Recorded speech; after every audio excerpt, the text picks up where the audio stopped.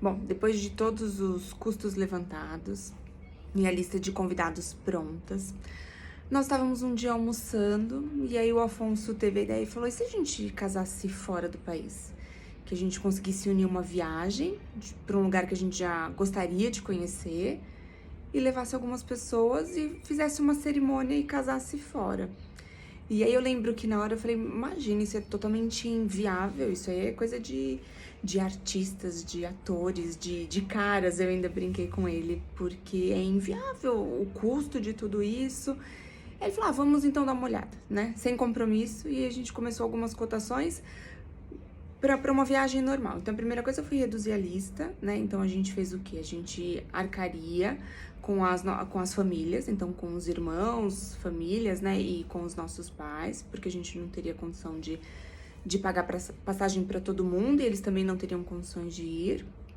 E convidamos alguns amigos mais próximos, alguns aceitaram, outros não. E aí, em cima disso, a gente começou uma cotação de passagem, hospedagem, alimentação, transporte, e já começamos mais ou menos a pensar em um possível roteiro de passeio também pela região. Então, a primeira coisa que veio à cabeça da gente é qual seria, então, o nosso destino.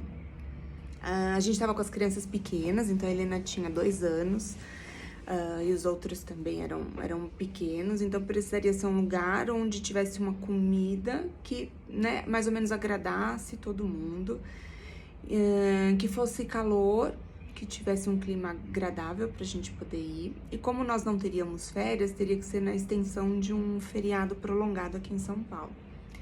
Então escolhemos mais ou menos a data de meio do ano, do feriado de Corpus Christi. E aí ficamos em algumas opções de lugares, mas por fim a gente fechou na Itália, por conta da minha descendência, de ser italiana. Segundo, pela alimentação, que seria fácil de todo mundo se virar ali, no mínimo com macarrão. Juntar a nossa vontade também de conhecer a região, as vinícolas, os museus em Florença. E aí foi isso, a gente então juntou tudo isso e começou a pesquisar esses roteiros, normalmente que faríamos somente na viagem. E aí a gente percebeu que para realmente efetivar um casamento, a gente teria que contar com a ajuda de alguém. E aí a gente começou um Google a procurar por pessoas que realizavam casamentos. A gente achou uma parte de pessoas que oferecem meio que um pacote pronto.